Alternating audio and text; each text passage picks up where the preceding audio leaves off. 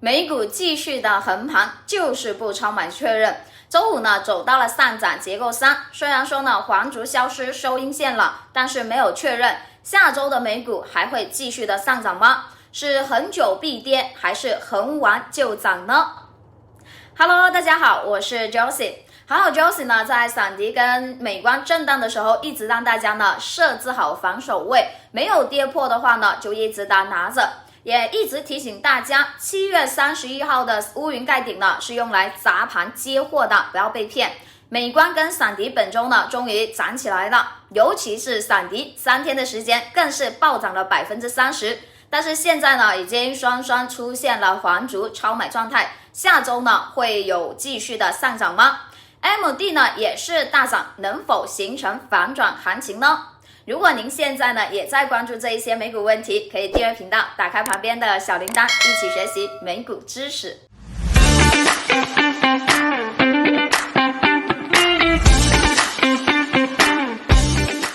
今天是香港时间8月16号，我们视频的主要内容会给大家分为2个部分。第一个部分讲一下大盘的行情解析，美股下周是否还会继续的上涨，这个是第一个部分要给大家去讲到的内容。那第二个部分呢，讲一些热点股票的一个解析，一个的话呢是特斯拉，一个是英伟达、AMD、美光、闪迪、Circle、LITE、NBIS， 这一个亚马逊以及呢 RKLB 基本上的话呢，像这一个 Circle、LITE、NBIS 呢，包括这一个 RKLB 这几个股票，应该来讲是我们在本周当中就几个重点给大家去推荐的一个股票。那么今天的话呢，做一下这一个总结，看一下这一些股票下周呢能否还继续的拿着。那如果手上有股票，但是 Josie 没有跟大家讲到的话呢，也可以在评论区当中给 Josie 留言。老规矩，先赞后看，股市长望。接着呢，我们进到今天正式的内容。第一个呢来看的话呢，是整一个纳指的日线走势图，可以看到的一个点，纳指呢已经有2次出现了一个黄竹消失收阴线，黄竹消失收阴线，但是这一次跟前面这一些呢，它都不大一样。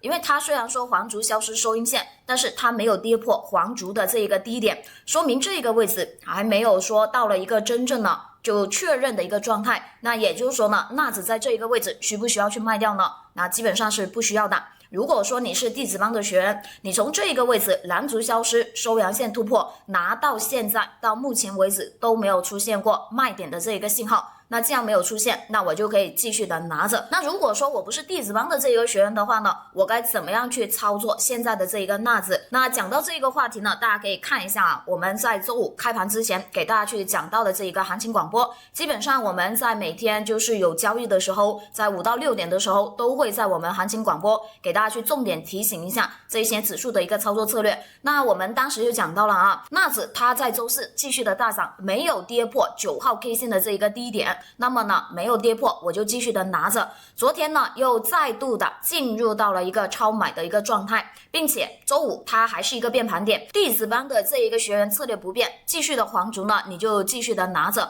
黄竹消收阴线跌破呢你就止盈离场。那目前个人的观点仍旧如此虽然说它已经黄竹消失收阴线，但是呢黄竹的这一个低点大概在多少点 26,612.85 的这一个价格没有被跌破的情况下，那我希望大家呢可以暂时再去拿下下周直接一根阴线跌破它的话呢，那我们就可以干嘛，在这个位置选择一个减仓，但是底仓可以拿着，因为它呢是处于一个多方带状态，回踩下来如果在多方带的位置能出现止跌形态的，那么这里应该是2次呢加仓的一个机会，反而要把之前减仓的这一些仓位呢给接回来。这个的话呢是以黄竹作为操作的策略。那如果说我不是黄竹的，那如果说我不是弟子帮学员的，你就怎么样，你就根据这一个上涨结构呢去操作就行了。因为昨天也就周四这一天它是一根2号 K 线，它如果呢今天能走出来一个结构3的，你就可以继续的拿着。能看到的一个点，虽然周五收到的是一个阴线，但是它仍旧是一个上涨结构，那我就可以拿着，等到周一出现的13号 K 线之后呢，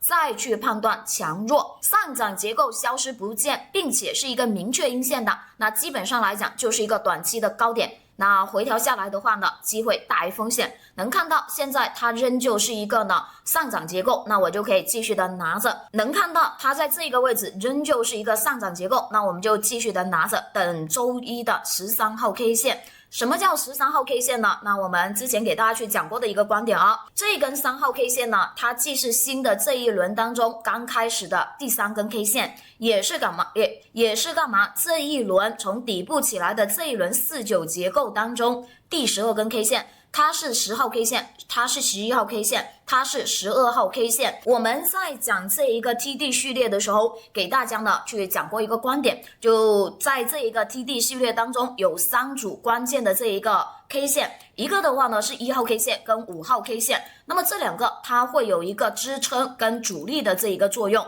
那第二个的话呢，就是我们讲到的9号 K 线，它是用来判断了这一个股票它的一个高点跟低点的一个问题。那第3个的话呢，就是13号 K 线，13号 K 线它是用来判断新的一轮呢49结构能不能呢走到结构9的这个关键，也就是说它是用来判断的49结构延续跟终止的这个问题。那我们能看到的一个点啊，现在的话它是一个12号 K 线，那么呢下周一它就会出来13号 K 线，出来13号 K 线之后呢，我们的一个策略给大家讲到的一个点可以看到啊，13号 K 线出来了之后，收阳线突破13号 K 线的高点的，那么它就是一个强势13，你就可以呢继续的拿着，说明它能正常的走到呢这一个结构9。那如果说是这种情况的，那意味着下周应该是以上涨为主的一周，那我就拿着等到9号 K 线出来之后再说。那相反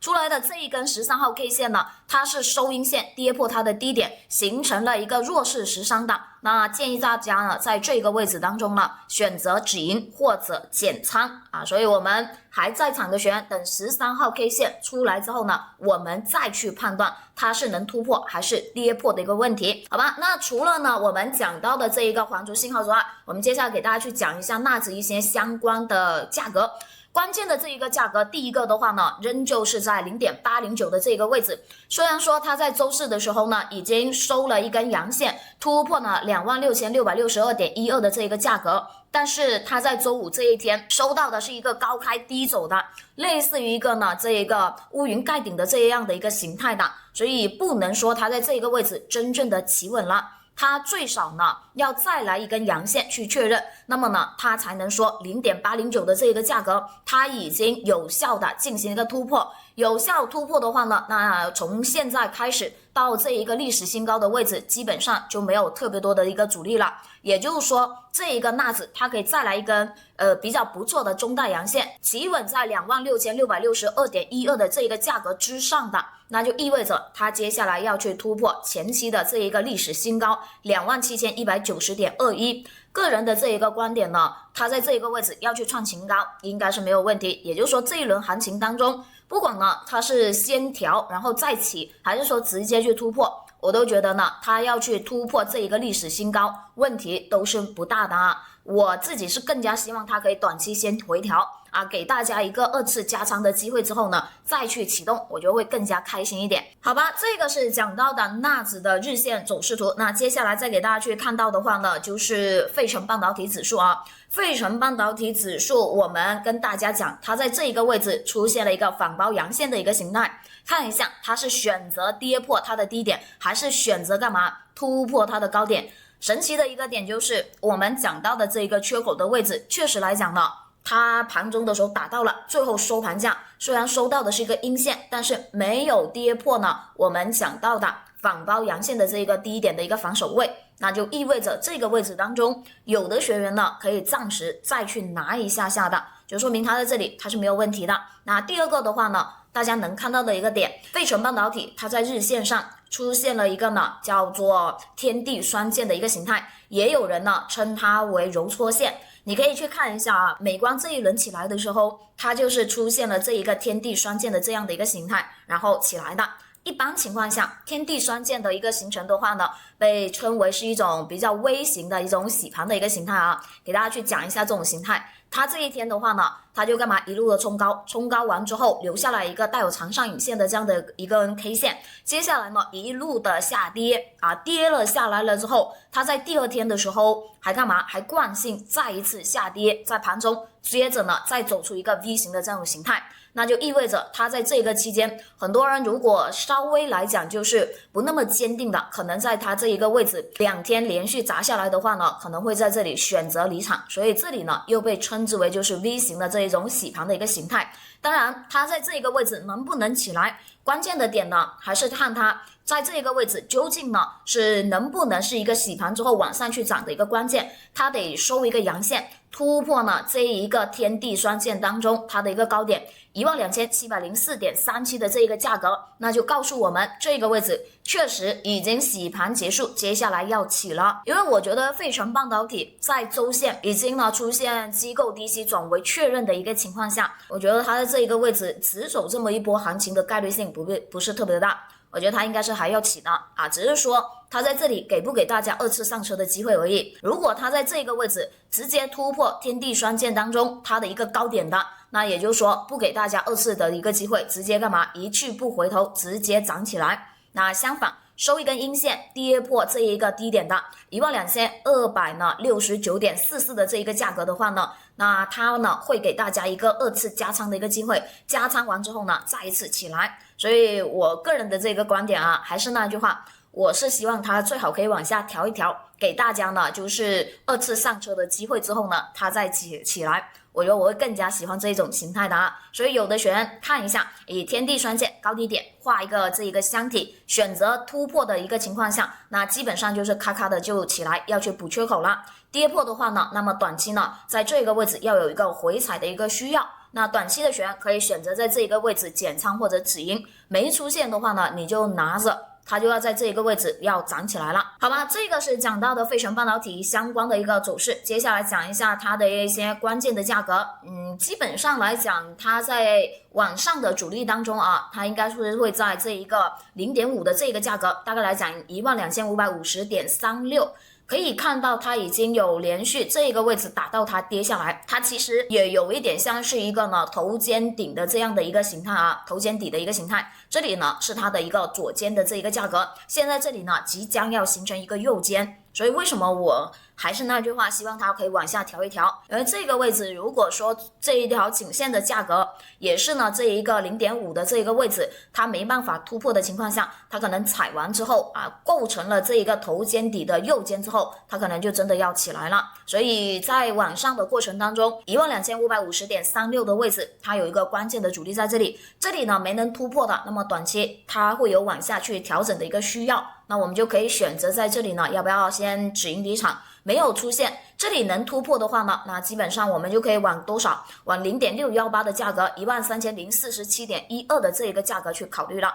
好吧？以上的话呢是我们讲到的费城半导体，那接下来给大家去看一下黄金啊，基本上黄金从这个底部让大家呢去建完仓之后，到现在顺利的走完了一波结构久了啊。当然好消息就是它在这一个位置也是一样，黄烛消失收阴线，但是它神奇的点就这根阴线没有跌破黄烛的低点，不具备呢要离场的这样的一个条件，跟前面这一次黄烛消失完全不一样啊。既然没有出现这样的一个确认的形态，那就说明它可能没有涨完，没有涨完的话呢，我就继续的拿着。有的这个学员以9号 K 线的这一个高低点，低点 4415.7， 高点 4495点作为我的一个防守位，收到阴线跌破它的这一个低点的，那心里边有预期，短期它要有一个回踩的一个需要，回来飘带之后呢，再考虑在这里加仓。收到阳线突破它的，那就说明这一轮它还没有涨完，它还得继续的往上去涨，那我就继续的拿着，好吧？以上呢是我们第一个部分要给大家讲到的内容，那接着呢我们进入到第二个部分，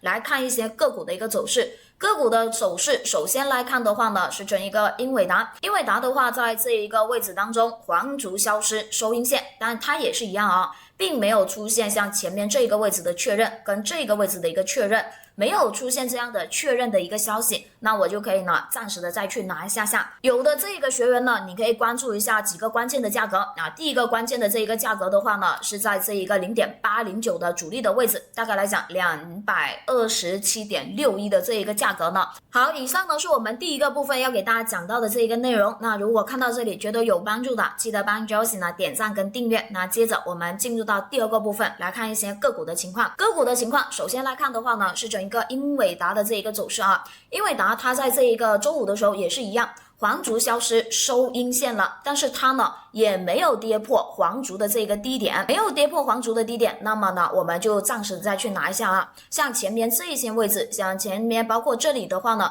人家是直接跌破然后跌下来的，但它现在呢是没有跌破，所以有的学员可以以黄竹的这个低点，大概来讲呢223块7毛1的位置作为这一个防守位。比如说后边它收到一个阴线给它跌破的一个情况下，那我们在这个位置呢就选择止盈离场，没有跌破黄竹低点的情况下，那我呢就暂时再去拿下，说明它在这个位置还没有涨完，它还得继续的往上去涨。毕竟现在呢它才上涨结构3，距离结构9呢它还有6个交易日的时间，虽然呢不一定说它在这里100%呢能走到这一个结构9，但是只要它是上涨结构，那都说明了市场呢相对来讲是比较强势的。那第二个的话呢，给大家去讲一些关键的主力位啊。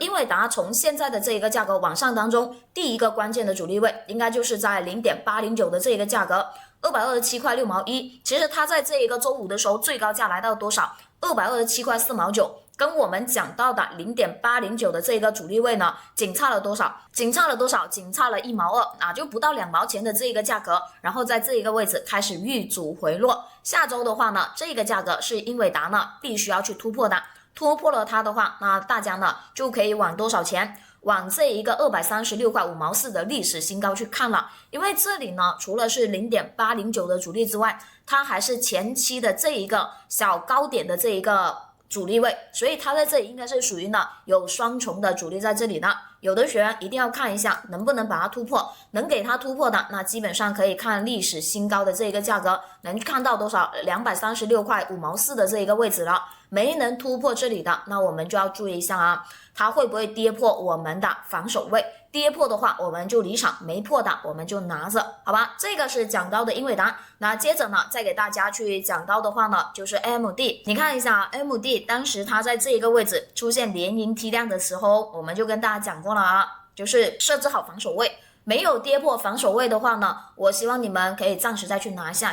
就像这一个美光跟闪迪一样啊，你给我设置好防守位，跌破我防守位，那我就出局；没有跌破防守位的，那你就给他点耐心。你看我在周五啊，在这一个开盘之前，我还跟大家去讲啊，就是有的这个学员呢，你以缺口下沿的这一个价格啊，475块9毛9作为一个防守位，收到阴线回补的，我们就出局了。没有的话呢，暂时拿着吧，看一下能否像美光跟闪迪一样，震荡之后呢，迎来行情。刚讲完这个观点之后呢，这一个 AMD 它在这一个周五的时候直接大涨6.5%，真的迎来了像这一个美光跟闪迪这样的一个行情啊。赚钱的小伙伴记得给 Josie 呢点个赞先啊。那么回到目前的这一个 AMD 身上啊，目前它已经突破了这一个飘带的上下沿的位置，并且还是一个干嘛上涨结构1，其实是比较像我们前面给大家讲龙头股形态的时候，一个叫见龙在田的一个形态啊。什么叫见龙在田？就是你在田野的这样的一个低洼的位置的时候，你都能看得出来这是一个龙头股，所以它叫见龙在田。那目前来看，有的学员的话呢，我就觉得设置好防守位就行，因为目前来看它没有特别大的一个问题啊，就设置好防守位。防守位的话呢，我会建议大家呢放到多少？放到0.5的这一个价格，大概来讲504块3毛8的这一个位置，收到实打实阴线给跌破的情况下呢，那我们在这个位置当中就选择止盈离场。这个价格没有跌破的话，那就意味着 AMD 这一轮呢没有涨完，那我就拿着。往上去看的话，第一个关键的这一个主力位就定在0.618的位置，523块3毛4，这里应该来讲主力会比较大，因为它是前期这一个横盘平台的一个底部的价格，它只有把它们都给突破了，那它才有可能呢迎来这一种比较大的上涨空间，所以要注意一下啊，这个位置可以作为下周 AMD 第一个关键的主力位。突破了的话，我们就往554的这一个价格去看了。好，这个呢是我们讲到的 AMD， 然后在这个位置当中啊，要给大家去宣布一个好消息，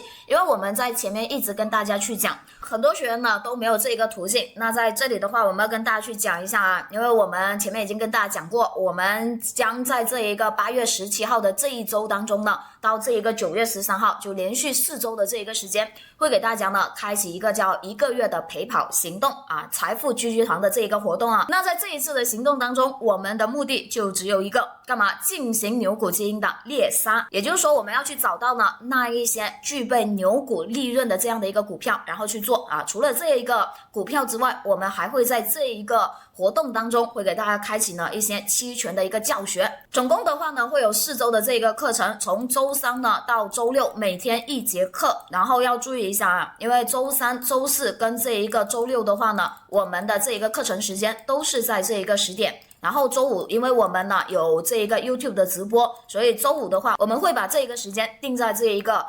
上午的这一个11点的这一个时间。所以如果说呢，就是北美的学员如果有时差，然后觉得太晚的话呢，也可以去看一下回放。但是我会建议大家呢，就是努力啊，就是4天的这一个时间努力呢，去参加一下呢我们的这个课程。那你有什么问题，你就可以直接呢给大家去提出来。所以如果呢在这个阶段想要去参加我们的1个月陪跑活动的话呢，那记得呢去找这一个助理呢去报名，然后给大家去讲一下，就所有参加我们这一次活动的这一个学员，每一个人呢都必须要有武器，也就是说呢要有我们的这一个软件啊。你是弟子班学员的，那你可以直接免费的去参加我们的这一个财富狙击团的活动啊。如果你不是弟子班学员的，那你可以呢去报名参加我们的这一个观察员。那这个观察员的这一个报名费的话呢是$200。你说我交到观察员之后，我可以享受到哪些服务啊？在这里给大家去讲一下。观察员的话呢，第一个就是因为我们为期是1个月的这一个课程4周啊，那我们的这一个抄底逃顶的这一个系统，也就是 Josie 在用的这一个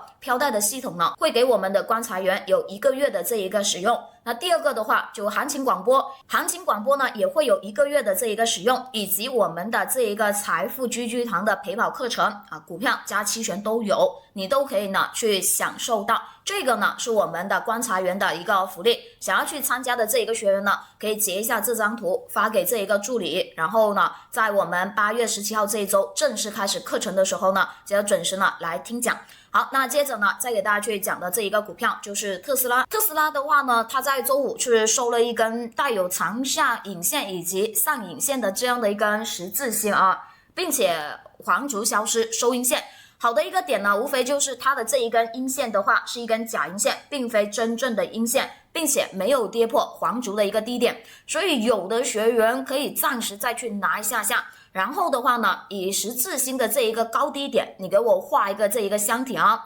箱体的这一个下沿大概在335块3毛3，箱体的上沿在351块2毛6。如果它在后边收阴线跌破它的一个低点的，那你心边有预期啊，这个位置想要获利了结的，我也觉得没有什么问题。那如果说它没有跌破，它选择一根阳线突破351块2毛6的，那就意味着一件事情啊，这一个特斯拉它还得继续的往上去涨，也就是说它这一轮它并没有涨完，它往上去涨的话，第二个关键的阻力位，大家可以看一下这个缺口1/2的位置，357块5毛1啊，这个价格都能突破的，那基本上呢，我们就可以看干嘛？看这个缺口上沿的这个价格了。当然这里有一个问题，就是我根据这个十字星去操作的时候，你比如说像这个位置啊，它在这里根据呢，就它在这个位置出现完十字星之后啊，它还跌破了，但是后边没有涨起来，但是它后边没有跌，它反而还涨起来了。但我要跟大家讲到的一个点啊，就没有人能做到说我买的时候买在最低点，卖的时候卖在最高点的，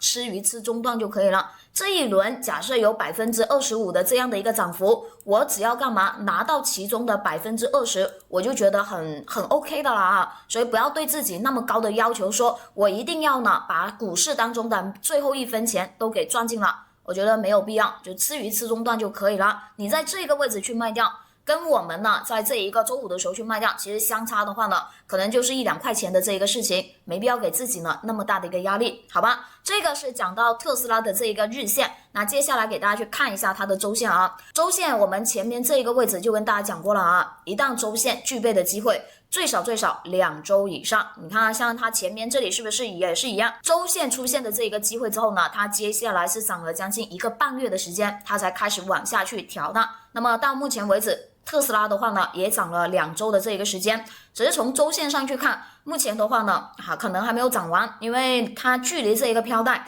还有一定的这一个距离在里边的，所以从周线上去看，特斯拉呢可能还是没有涨完的，只是上去的时候呢，这一根阴线太大了，它有一些阻力。阻力的话呢，大家第一个可以定到哪里啊？定在我们在这一个8月9号这一期视频给大家讲到的0.38的一个阻力。你看一下，我们当然讲的时候呢，在8月9号就跟大家讲，周线上的话，它在往上的时候哪些有阻力呢？它在0.382的位置，大概来讲多少钱？356块9毛8。它才有这一个阻力。那你看一下，本周最高价已经冲到了351块2毛6，距离我们讲到的356块9毛8差了多少钱？差了5块钱左右啊！看一下下周能不能呢冲，看一下下一周呢能不能使劲把这个价格呢给进行一个有效的一个突破啊！这个价格能突破的，那下一个位置的话，大家就可以看到呢，飘带下沿的位置也是0.5的这一个关键的阻力啊，它的阻力就会比较大了啊，大概它得去到375块3毛9了。所以有的学员有关注周线的啊，看一下它在这个位置当中356块9毛8的位置能不能进行一个突破，如果可以突破的，那我们往这一个375的这个价格去期待，好吧？那这个是讲到的特斯拉，接着再给大家去讲到的话呢，就是美光。你看一下啊，美光当时在这个位置出现这一根砸盘阴线的时候，我是不是一直跟你们讲到的一个点，它在这个位置它是一个乌云盖顶，但是呢乌云盖顶它也有2种用法，一种它就是用来出货的，这个的话呢是市场对乌云盖顶一个普遍的一个用法，都觉得是用来这一个出货的。但是呢 Josie 的这一个观点就是，往往呢机构会利用大家共同的这样心理，它会进行一个骗线，进行一个砸盘接货。所以在8月5号啊，当时在这个位置美光在震荡的时候，我就跟你们讲了，美光它在干嘛？它在砸盘接货啊！其实不光美光啊，闪迪也是一样，它也是一个砸盘出货的这样的一个现象。所以我一直给你们讲的一个点，美光你给我以它的缺口下沿作为一个防守位，跌破的情况下，那我们就出局往这个低点去接，没有进行一个跌破的情况下，那说明它没有涨完，它还得继续的往上去涨。然后果不其然，本周呢终于迎来了这个上涨，并且能看到它的飘带已经非常窄了，大概率呢它会转为这个多方带，所以有美光的这个学员啊，期待一下它在这里呢最好呢它能转为这个多方带，而且呢可以给大家一次2次上车的一个机会。那么这里呢是我比较希望的啊，包括你看一下啊，在这个8月9号的这一期视频，我也跟大家讲了，它在这个位置出现了一个 V 型的，类似于这一个 W 底的一个形态啊，也就是这个位置形成是第一个底，上去之后呢形成的第2个底部啊，这里是它的一个颈线位，而且它出现的这个 W 底还是一个底在抬高的这一个情况。难的点在于当时它在这一个位置呢没有过多的做多资金进场，但是有的学员你还是以缺口下沿作为防守位，没有跌破是没有问题的，然后接下来就哐哐的往上去涨啊。这一个位置当中有赚钱的学员啊，记得给 Josie 点赞。但我们看的一个点，目前的这一个美光呢已经进入到超买状态了，所以有的学员一定要注意一下啊，就是超买但是没有确认的，那我就继续的拿着。如果它在这里确认的话呢，那我们就要在这里选择先止盈离场，不要像前面这个位置一样，然后超买确认之后，你要是不走的，可能你的利润呢又都会回吐回去。所以持有这一个美光的学员啊，一定要关注一下它的这一个黄烛的信号会不会确认。那第2个的话呢，关键的这一个价格的话，你可以定到前面的这一个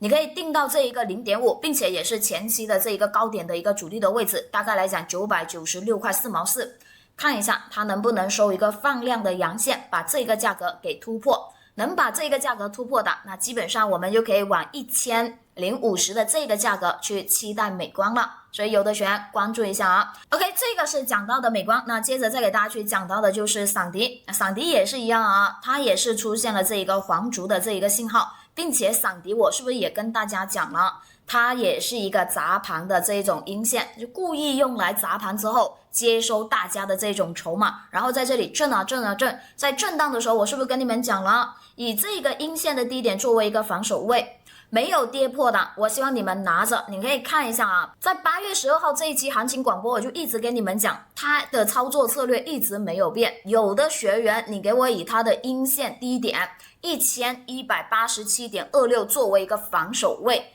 跌破你就出局，没破你就暂时再去拿着。然后往上的话呢，它有个缺口阻力在这里，但没想到本周直接酷酷的就把它给进行了一个突破。所以还是那句话，要么呢你就在这一些高点的位置你给我卖掉，不然的话你就千万不要卖在什么，卖在它黎明启动的这一个价格，我会觉得很可惜的啊。包括昨天你看一下啊，包括呢在周五开盘前我还在跟你们讲说，这个美光上去之后呢，它的一个关键阻力在多少，在1676.29。你看一下周五最高价冲到多少，冲到了1667.19，跟我讲到的这一个价格差了9块钱啊，跟我讲到的这一个价钱差了多少，差了9块钱，不到10块钱，然后开始遇阻回落的。所以有这一个闪迪的这一个学员啊，一定要注意一下，就是黄烛的这种状态的情况下，看一下它是会不会确认，如果会确认的情况下我们就走了，没有确认的我就拿着。主力位的话仍旧看了1676.29的这个价格，能把它进行一个突破的话呢，那我们往1836的这个价格去看，能把这个价格都给突破的，那基本上来讲前期的高点可能来说它就值得大家去期待，因为往0.618去突破的就是我们讲到的强势反弹，强势反弹它是要创新高的啊，但是前提是它能不能把这个价格给突破并且企稳，没能呢把这个价格突破并且企稳的，那我们心里边有预期啊，就是在这一个位置当中，一旦收到的是一个确认的形态，我们该走的学员就一定要走了，好吧？那接下来再给大家去看一下啊，闪迪的周线，闪迪的周线在上几周当中就一直跟你们讲，它已经出现了蓝烛的这一个信号。你看一下啊，上一次在这个位置当中出现了一个散户割肉形态之后，你看一下闪迪这一轮涨得有多么的恐怖，然后再一次出现周线级别的机会。所以在前几周我就一直提醒了大家，一定要关注好它的周线级别的这一个机构低吸，一旦转为做多，那它就是一个真正的机会。本周的话呢，已经蓝烛消失，收阳线突破确认了。那有的这个学员，我就觉得没有什么问题，拿着就行了啊。然后设置好这一个防守位，没有跌破防守位你就拿着。往上去看的话呢，跟日线一样，都是0.5的阻力，1676.29，这个价格能突破的啊，我们才能往0.618去看。好吧，那接着再给大家去讲到的这一个股票就是 NBIS 啊，这几个股票都是我们在本周开盘的时候一直给大家去强调的几个关键的股票。第一个呢 NBIS 在这一个周三开盘前给大家去讲过它的一个机会啊，但不知道大家有没有人进场啊？能看到的一个点，它在这天因为财报好于市场预期，然后大涨，涨完了之后呢，收到了一个十字星的一个形态。我们是不是跟大家讲，十字星出现完之后，你以它的低点给我设置一个防守位，跌破了的话呢，那我们就走了啊，这一波的行情我们就结束了。没有跌破的话，我希望你们拿着。然后在周五的时候涨了一个非常吉祥的这样的一个涨幅啊，8.88%啊，希望大家呢在股市当中也可以发。那有 NBIS 的这一个学员啊，还是一样的啊，继续的黄烛我就继续的拿着。黄烛消失，收阴线跌破确认我就跑了，收阴线跌破确认我就跑了，没有收阴线跌破确认的，那我就拿着。那如果说我没有系统的这个学员，你就可以干嘛？设置好防守位。防守位的话呢，你可以定到0.809的这个价格，大概来讲270块4毛3。收到阴线，反给它跌破的情况下，那我们就出局。没有收到这样的阴线，把它给跌破的，那我就拿着往多少钱？往299块8毛6的这一个历史前高去看，因为从现在的这个价格到这个前高的位置，中间基本上没有特别多的阻力，或者说中间就没有阻力，所以除非它在这一个周一的时候呢反收这一个阴线给它给跌破，不然的情况下前期的这个高点它是值得大家去期待的。好吧，这个就简单给大家去讲一下 NBIS， 然后接下来给大家讲的就是 LIT 啊 ，LIT 也是一样啊，就反正呢就是有关注这一个频道的学员，应该来讲都赚得比较不错，但是要注意的一个点啊 ，LIT 啊，它虽然说已经收到了2个缺口，按照我们讲到的波段缺口是4到5个的情况下，只要第2个缺口不回补的，上面应该还有2到3个缺口在等着大家。但是要注意啊，它是一个波段，不是说短期它就给我咔咔的给它走出4到5个缺口，它应该走的是一个波段的，有涨有跌，有涨有跌，但是趋势整体维持的是上涨，然后走出4到5个缺口。那么回到现在的 LIT 身上啊，第一个关键的这一个价格的话，还是它的这一根大阴线的阻力啊，937可以看到已经有连续3天的时间都打到了这一个位置之后呢，都没办法突破，然后反跌回来的，说明这个价格的阻力呢，确实来说很大。但我觉得整体来讲啊，行情它是没有问题的，只是说它在这一天当中有太多人被套在里面，就是抛压它会很重。只要它能把这个价格给突破的情况下，那么 LIT 基本上呢，它是要打开上涨空间了。所以我觉得有的这一个学员啊，除非呢他在这一个下周，因为他在周五跟周四走出来的这个形态是一个反包阳线，除非他在下周收一个阴线，跌破呢这一个周五的一个低点，大概来讲885块2毛7的这个价格，他如果跌破的话，那没有办法。没有跌破的话，我是觉得它没有问题，它是还得继续往上涨的，那我呢就可以继续的拿着。关键的这一个阻力的话呢，上面在 0.809 的这一个位置 991.93 啊，看一下这里能不能进一个突破吧。能突破的话你就拿着，不能突破的话，我们心边有预期啊，它就是干嘛？可能要进入到短期要有一个调整，但有时候调整它是为了走得更加的好，不用担心，好吧？